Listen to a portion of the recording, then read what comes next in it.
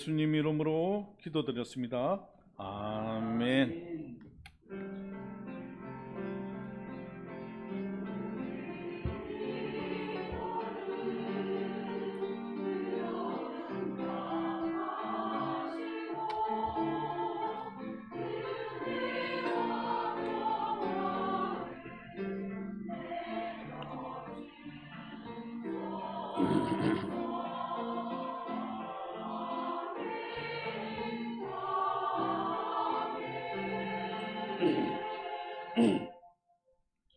하나님 말씀 창세기 34장 18절에서 31절입니다.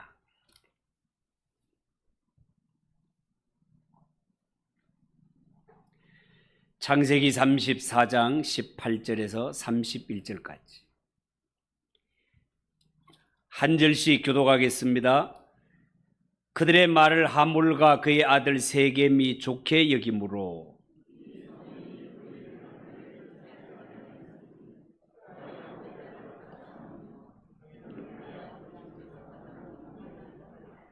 하몰과 그의 아들 세겜이 그들의 성읍 문에 이르러 그들의 성읍 사람들에게 말하여 이르되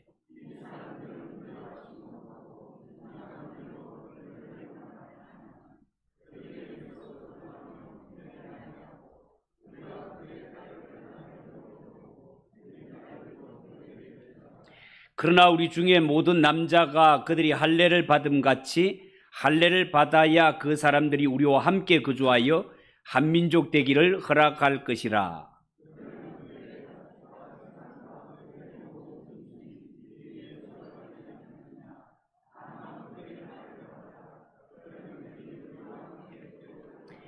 성문으로 출입하는 모든 자가 하몰과 그의 아들 세겜의 말을 듣고 성문으로 출입하는 그 모든 남자가 할례를 받으니라.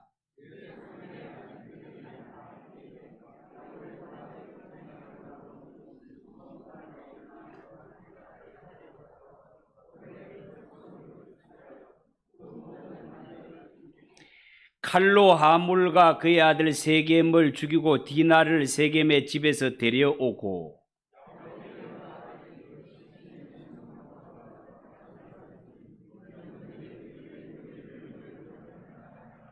그들이 양과 소와 나귀와 그 성읍에 있는 것과 들에 있는 것과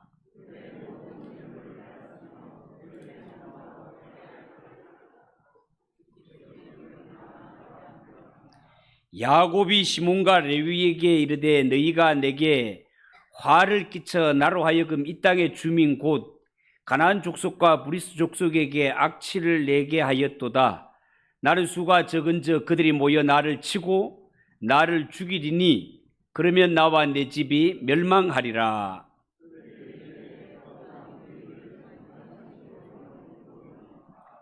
아멘. 이 시간 하나님 앞 찬양을 받으신 하나님께 영광에 박수를 올려드리겠습니다. 우리 옆에 분들과 인사하겠습니다. 잘 오셨습니다. 은혜 받읍시다.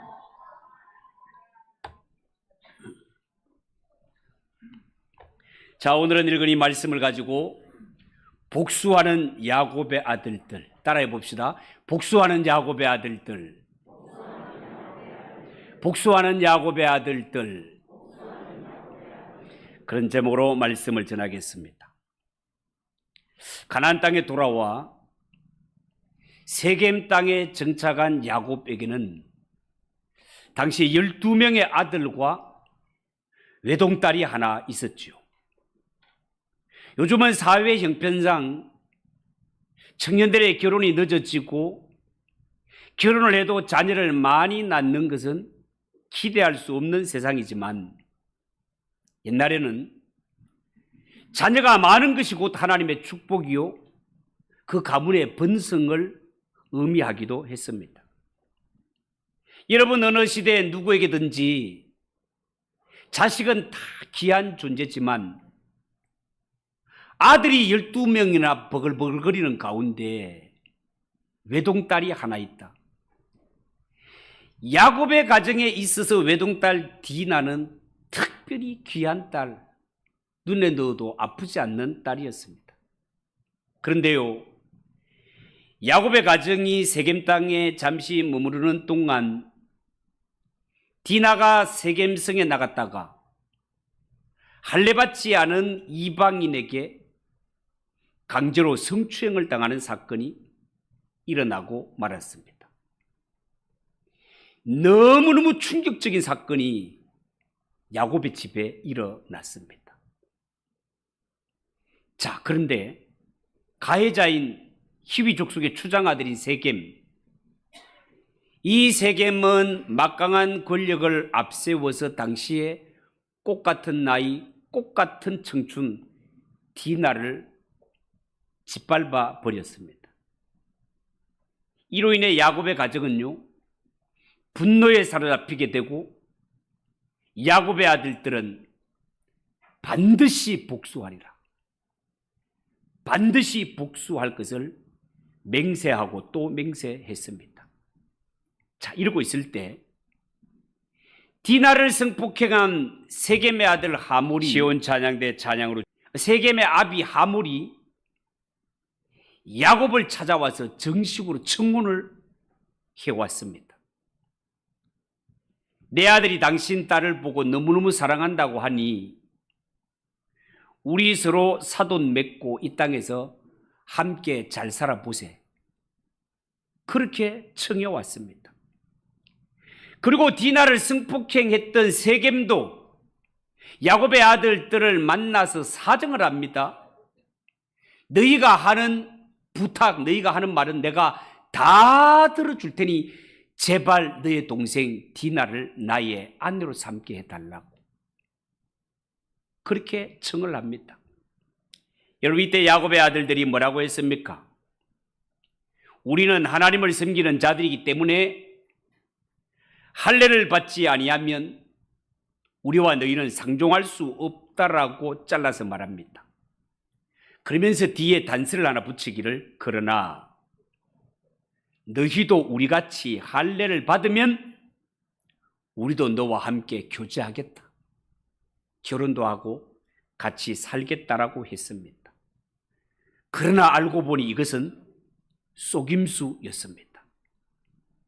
지금 야곱의 집, 야곱의 아들들의 힘으로는 복수를 할 수 없으니 이런 속임수를 통해서라도 반드시 복수를 하겠다라는 겁니다. 여러분, 야곱의 아들들은 자신들의 거룩함과 그리고 이 원수를 갚기 위해서 하나님 앞에 너무나 거룩한 의식인 할례라는 의식을 이용하기로 작정을 했던 것입니다.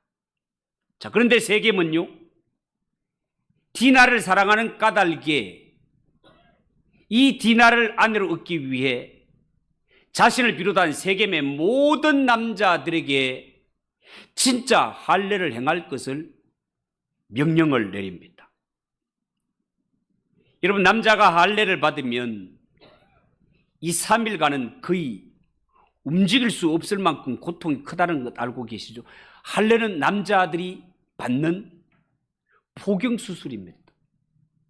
요즘도 이러한 아이들 청소년 시기에 할례를 받게 되면, 포경수술을 하게 되면, 요즘은 그래도 뭐 병원에 가면은 뭐 해가지고 컵을 갖다가 엎어가지고 데이지 않도록 그렇게 해도 데이까 막 깜짝깜짝 놀라는 것이 수술인데, 당시에 이런 고대 사회에서 그것도 뭐 수술을 제대로 했겠습니까? 어떻게 했겠습니까? 성경에 보면 돌 가지고 그 표피를 자르는 이러한 장면도 나오는데, 이러한 식으로 할례를 받고 2, 3일간은 거의 죽었다고 움직이지도 못할 만큼 그렇게 고통을 받고 있단 말이죠. 그런데 성경에 보면 야곱의 아들들은 바로 그 순간을 노려서 칼을 차고 들어가서 세겜성 사람들을 다 죽이고, 그것도 부족해서 그 성을 노략질한 후에 아이들과 여자들과 짐승들까지도 다 빼앗아 와버렸습니다. 그야말로 끔찍한 피해 복수를 저질렀단 말이죠. 야곱이 볼 때 일이 너무 커져 버렸습니다. 일이 너무 커져 버려서 야곱은 자신들의 그 아들들 행동을 책망해 보지만 야곱의 아들들은 아버지의 책망을 듣고도 전혀 죄의식을 느끼거나 자기들이 얼마나 지금 끔찍한 일을 저질렀는지 현실 파악을 전혀 하지 못했습니다.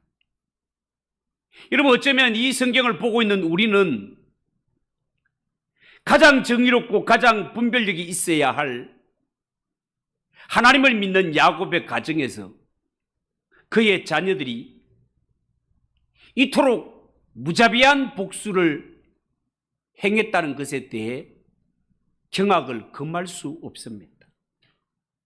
오늘 이 성경 말씀을 우리가 살펴볼 때 첫 번째, 이 디나가 당한 일을 끔찍하게 복수하는 아들들을 한번 보십시오. 25절, 26절 한번 보세요.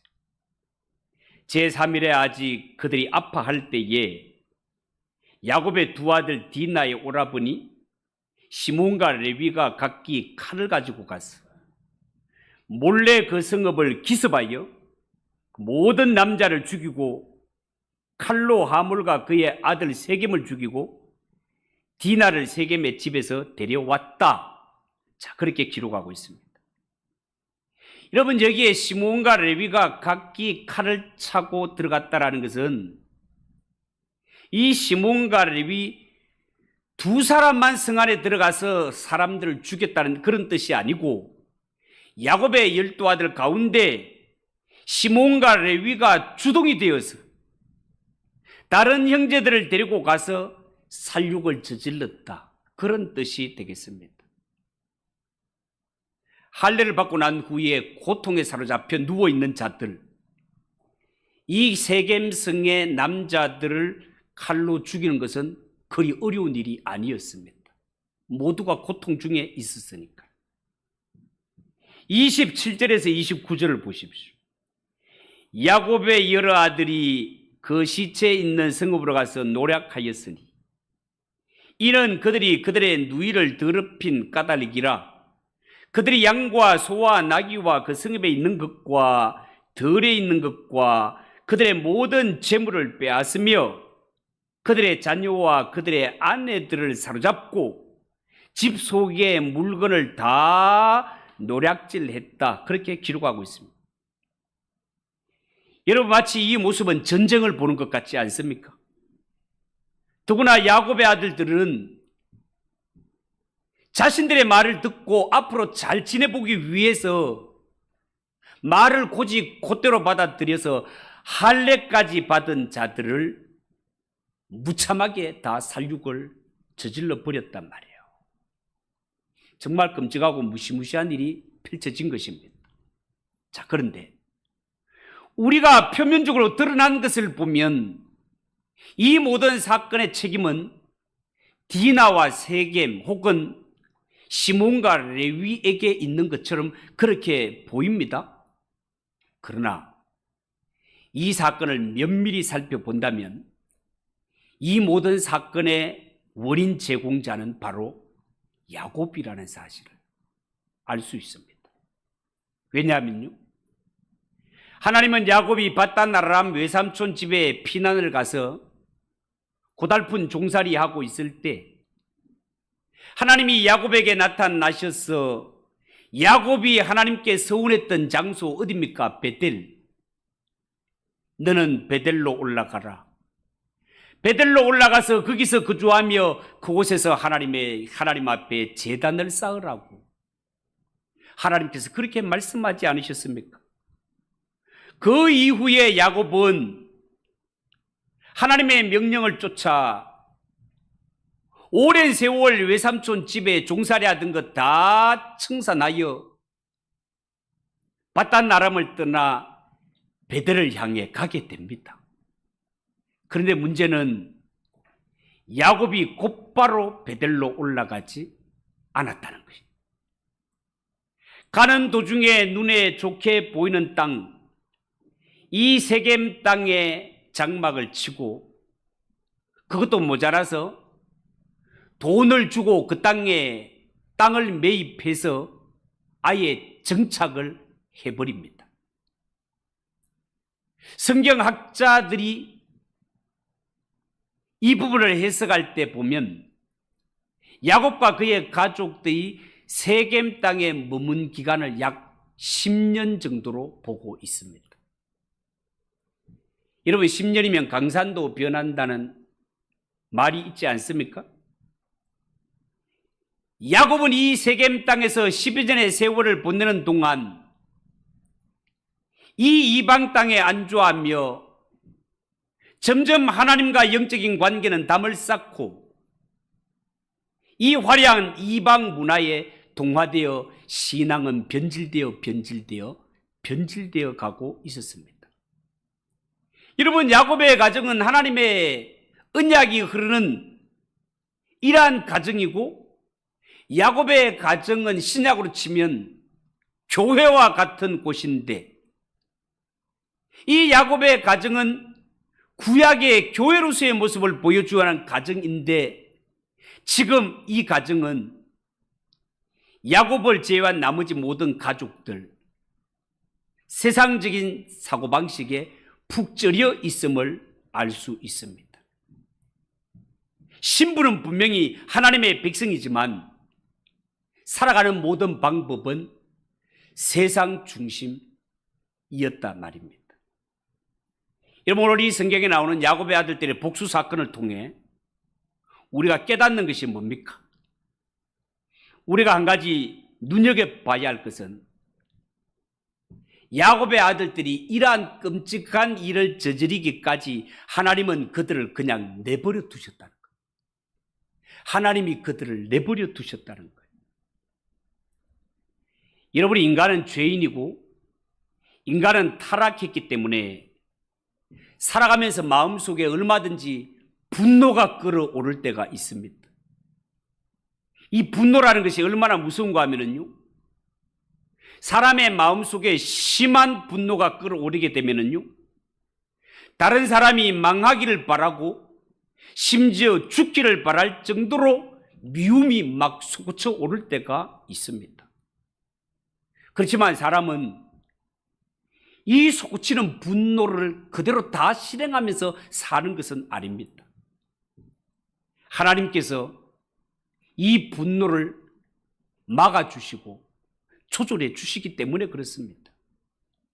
여러분, 만약에 인간들에게서 솟아오르는 이러한 악한 분노들, 이 분노들을 하나님께서 막아주지 않고 내버려 두신다면 우리 주위에 이 세상에 어떤 일이 생기겠습니까? 사람의 솟구쳐 오르는 이 분노는요, 적당한 선에서 멈추지를 않고 마치 걷잡을 수 없는 불처럼 일어나게 될 때 사람을 해치기도 하고 죽이기도 하는 것입니다. 분노라는 것은 이렇게 무서운 것이단 말이죠. 그렇기 때문에 모든 인생은 하나님 앞에 설 때마다 나의 죄인됨을 고백하지 않을 수 없으며 자신의 죄인됨을 아는 자마다 이 땅에 죄에 오염되지 않고 살아가기를 원하는 자, 십자가의 은혜를 붙들 수밖에 없단 말이죠. 여러분, 저는요, 오늘 이 성경에 야곱의 아들들이 이 끔찍한 죄, 이 엄청난 죄를 짓고도 하나님으로부터 곧장 심판을 받지 않는 것이 정말 이해가 되지 않습니다. 왜 하나님은 이렇게 끔찍한 죄, 이렇게 악한 죄를 짓는 자를 곧장 심판하지 않은 것일까요? 그것은요, 하나님이 이들이 이런 인간임에도 불구하고 그들을 구원하시기로 작정하셨기 때문에 그렇습니다. 본래 율법대로 하자면 눈에는 눈, 이에는 이, 사람의 피를 흘린 사람은 그도 반드시 피 흘림을 당하는 것이 율법입니다. 그런데 하나님은 이 야곱의 아들들이 하나님의 이름을 악용하고 살인을 저지르고 재산까지 약탈하고 이 복수를 하기 위해서 하나님의 거룩한 예식인 할례까지 이용한 이런 끔찍한 자들을 죽이지 않은 것, 하나님이 그럼에도 불구하고 그들을 구원하시기로 작정하셨기 때문이다 말입니다. 여기서 한 걸음 더 들어가면 하나님은 이 아들들 대신 죄 없는 다른 아들을 죽임으로 말미암아 그들을 용서하시고 살려주셨습니다. 이 아들들을 대신하여 죽는 아들이 누굽니까? 요셉입니다. 요셉. 여러분 나중에 보면 알겠지만 이 야곱의 아들들은 요셉을 물 없는 구덩이에다가 던지고 돈을 받고 애굽의 노예로 팔아먹는 것을 볼 수 있습니다. 요셉이 물 없는 구덩이에 던져짐을 당하고 노예로 팔려갔다라는 것은 야곱의 아들들이 요셉을 죽인 것이나 다를 바가 없단 말이에요. 그런데 하나님은 이 요셉의 고난을 통해서 이들을 용서하시고 이 아들 요셉을 통하여 오히려 그들을 구원하시는 것을 볼 수 있습니다. 그러므로 성경에 나오는 요셉은 예수님을 예표하는 인물로 보는 것은 옳습니다. 여러분 사실 모든 인간은요 하나님으로부터 심판을 받아 마땅한 죄인들입니다. 그럼에도 불구하고 하나님은 긍휼을 베푸십니다. 그 이유가 뭘까요? 그것은요 하나님의 아들이신 예수님이 십자가를 지심으로 말미암아 인간의 모든 죄를 사하시고 구원하시기로 작정하셨기 때문에 그렇습니다. 예수님께서 이 세상에 오셨을 때 인간들은 예수님을 싫어하고 미워해서 오히려 십자가에 못 박아 죽여버렸지만 그러나 하나님께서는 주 예수 그리스도의 죽음을 통해서 이 죄인들을 구원하시고 그들의 신분을 변화시켜 하나님의 자녀로 삼아 주셨던 것입니다. 여러분 오늘날 사람들은요 너무나 분노에 사로잡혀서 살아가고 있습니다. 청소년들이 입을 벌리면 그 입에서 상스러운 욕이 그냥 흘러나오고 어른들도 아이들도 자기 감정을 절제하지 못하여 끔찍한 일이건만 너무나 쉽게 저지르는 세상이 되고 말았습니다. 여러분 이 세상에 청소년들의 범죄가 얼마나 들끓고 있습니까? 안타까운 것은 앞으로 갈수록 끔찍한 죄를 더 연소자들이 짓게 될 것이 제가 볼 때는 세상이 그렇게 변해갈 것으로 보입니다. 어른들도 마찬가지입니다. 왜 그렇습니까? 사람마다 그 마음의 분노가 불같이 타오르고 있기 때문에 그렇습니다. 여러분 우리가 이 분노를 잘 다스리고 잘 살 수 있는 길은 주 예수 그리스도의 품으로 피하는 것밖에 다를 도리가 없습니다. 예수님 안에 자신의 한계를 그어놓고 날마다 그 안에 거하도록 자신을 복종시키는 것 외에는 다른 길이 없단 말입니다. 그렇지만 자신의 정욕과 절제하지 못하는 이러한 감정에 사로잡혀서 자기 마음대로 살아가는 사람, 이 분노를 조절할 수 없으며 결국은 하나님의 심판으로 영육간에 망하게 될 것입니다. 두 번째 오늘 이 성경을 통해 볼 것은 변화받아야 할 야곱의 가정입니다. 여러분 오늘 본문을 통해 우리가 기억해야 될 중요한 것이 뭔가 하면 야곱의 집은 분명히 구약으로 치면 하나님의 집이요 교회라는 사실입니다.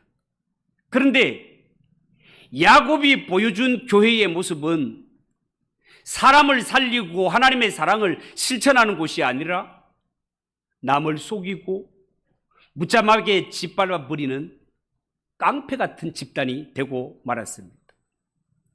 이것이 야곱의 집이 보여준 교회의 모습이단 말이죠. 여러분 하나님이 거룩하시고 하나님의 집이 거룩하다면 마땅히 하나님을 믿고 하나님의 집에 거하는 자도 하나님을 닮아 거룩해야 하지 않겠습니까? 그런데 문제는 하나님은 거룩하신 분 맞지만 하나님의 집을 구성하고 있는 사람들은 오히려 하나님의 영광과 임재에 합당하지 못한 삶을 살았더라는 것입니다. 사랑하는 성도 여러분, 교회의 영광은요 그 교회의 건물의 규모나 화려한 시설에 있는 것이 절대로 아닙니다. 교회의 영광은요, 그 안에 있는 하나님의 말씀과 하나님의 임재, 그리고 교회를 구성하고 있는 성도들의 영적 수준에 달려 있는 것입니다. 그렇기 때문에 하나님의 교회는 누가 뭐라 해도 말씀과 진리 위에 든든히 서 있어야 되고, 성도 상호 간에 서로 사랑하고 서로 아껴주고 서로 위로하고 서로 세워주는 것이 상식이 되어야 됩니다.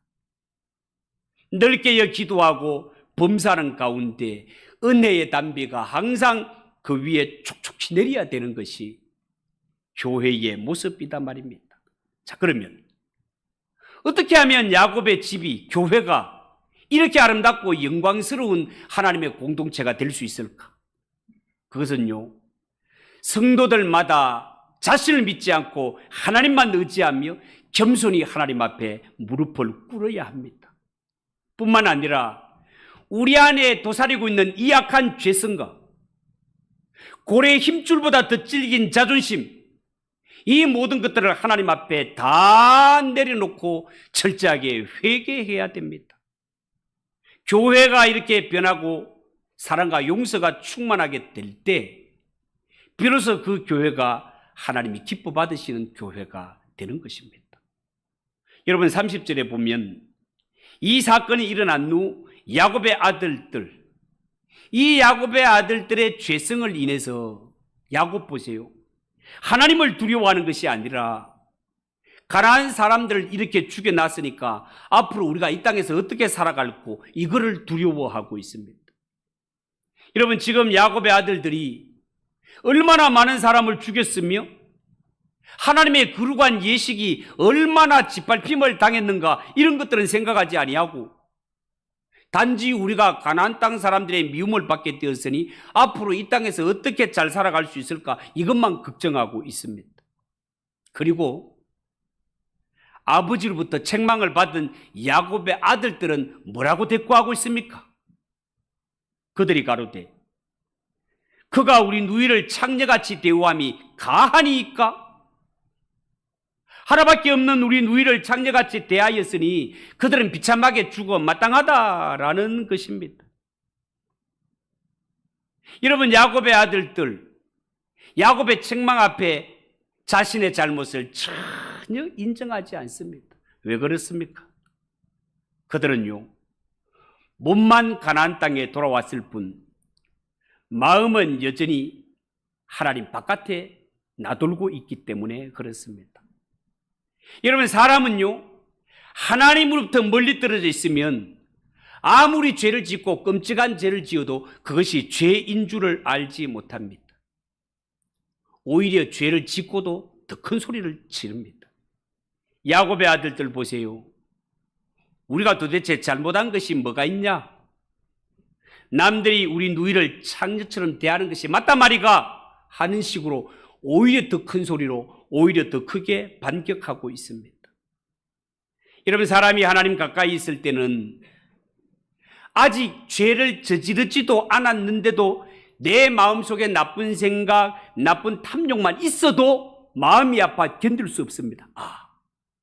내가 하나님의 백성이라면서 아직도 내 속에 이런 더러운 것들이 있구나, 이런 악한 것들이 있구나, 이 모습을 지켜보는 하나님의 마음이 얼마나 아플까? 아직도 내 속에는 이런 끓어오르는 분노가 있고 이 분노를 내가 절제할 수 없구나, 이 모습을 보는 하나님의 마음이 얼마나 아플까? 이런 마음이 들어서 견디지 못한단 말이죠. 이것은 성령의 인도하심을 받는 자라면 반드시 나타나는 영적 현상인 것입니다.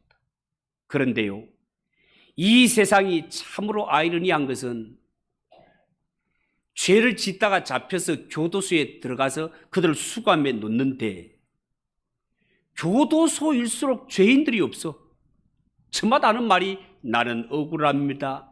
내가 왜 여기에 와 있는지 도무지 모르겠습니다. 진짜 감옥에 들어와야 할 사람들은 저 바깥에 버글버글 끓이는데 억울하게 내만 들어왔습니다. 항변합니다. 성령이 그 마음속에 역사하지 않으면 교회도 그럴 수 있단 말이에요. 남들에게만 잘못이 있고 내게는 전혀 잘못이 없는 것처럼 그렇게 여겨진단 말이죠.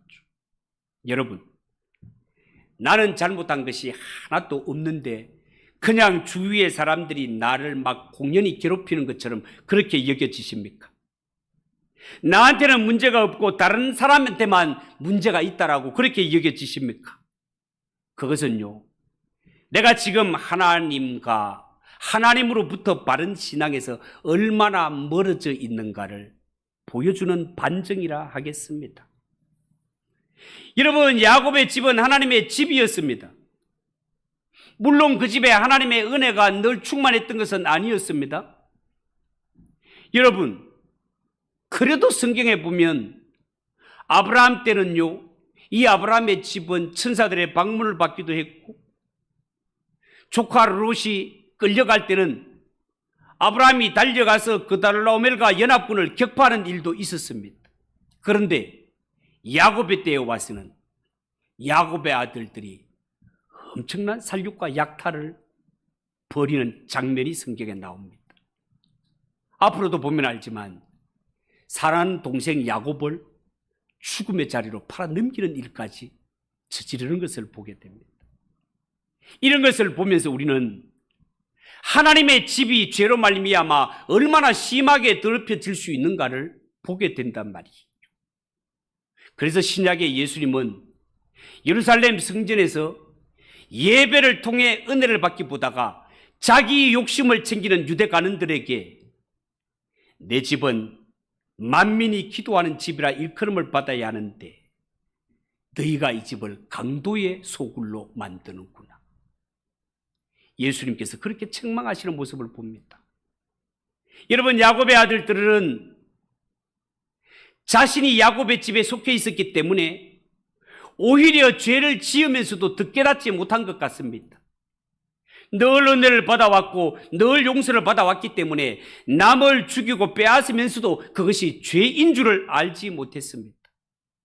그들은 스스로 하나님의 집을 강도의 소굴로 만들고 말았던 것입니다. 여러분, 지금 야곱의 집에 가장 필요한 것이 무엇이겠습니까?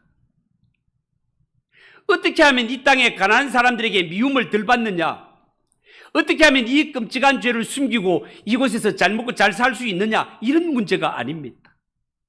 지금 야곱의 가정에 진짜 중요한 것은 어떻게 하면 하나님과의 관계를 회복하고 성령의 역사를 회복할 것인가?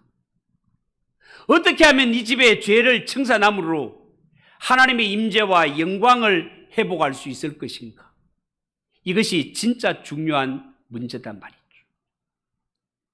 저들이 지금 살 수 있는 것은 오직 하나님의 집으로서 참된 하나님의 영광을 회복하는 것 외에 다른 길이 없습니다.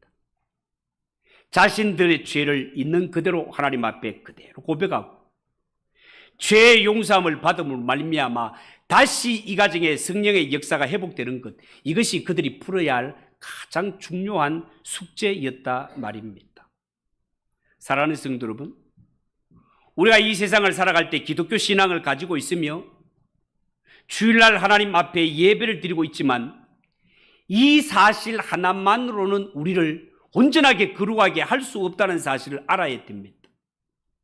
만약에 우리 가운데 마음속에 교만과 분노를 여전히 품고 있으면서도 이 문제를 해결하지 않은 채 형식적으로 예배만 드리고 있다면 그 예배는 소용이 없을 것입니다. 그렇지만 우리가 진심으로 하나님 앞에 회개하고 교만과 분노를 버리고 하나님이 나의 마음을 만져주시기를 간절히 소원할 때 그때는 틀림없이 하나님이 우리의 마음을 만져주시며 성령의 위로와 하나님의 은혜를 회복시켜 주실 것입니다. 오늘 이 말씀을 들으면서 혹시 우리의 마음속에 끓어오르는 분노가 있거나 남을 미워하는 이러한 마음이 있다면 주님 앞에 하나님 앞에 이 마음을 다 내려놓으시기 바랍니다. 오직 하나님 앞에 오호라 나는 공고한 사람이로다. 누가 사망의 몸에서 나를 건져내랴 탄식하는 마음으로 겸손히 하나님 앞에 엎드려 보십시오. 그러면 반드시 하나님의 위로의 손길이 우리에게 임할 것이며 회복의 영이 우리에게 임할 것입니다. 명심하십시오. 하나님 앞에는 내가 예수를 몇 년 믿었고 내가 직분이 무엇인가, 얼마나 봉사했는가, 이것이 우리를 살리는 것이 아니라 하나님 앞에는 회개가 우리를 살리고 믿음이 우리를 살리고 참된 예배가 우리를 살리는 것입니다. 하나님 앞에 교만되고 이러한 분노한 마음을 다 내려놓고 하나님 앞에 연약한 내 모습 있는 그대로 내어놓고 십자가를 붙드는 성도들이 되시기 바랍니다. 그리하면 반드시 하늘문을 열리고 여러분들에게 쏟아졌던 이러한 모든 것들이 회복되며 하나님의 위로와 평강이 하늘로부터 임할 것을 믿습니다. 꼭 그렇게 하시기를 주님의 이름으로 축복합니다. 기도하겠습니다. 하나님 아버지, 은혜를 감사합니다. 오늘 하나님 복수하는 야곱의 아들들을 보면서 우리의 마음속에는 이런 분노가 없는지 살펴보게 하시며 진짜 우리가 하나님 앞에 회복해야 하며 우리를 살리는 것이 무엇인가를 말씀을 통하여 깨달아라. 하나님이 기뻐하시는 것은 우리가 취하되 하나님이 싫어하는 것은 깨끗이 버릴 수 있는 우리 성도들이 되게 하옵소서. 예수님의 이름으로 기도하옵나이다. 아멘. 263장 찬송하겠습니다.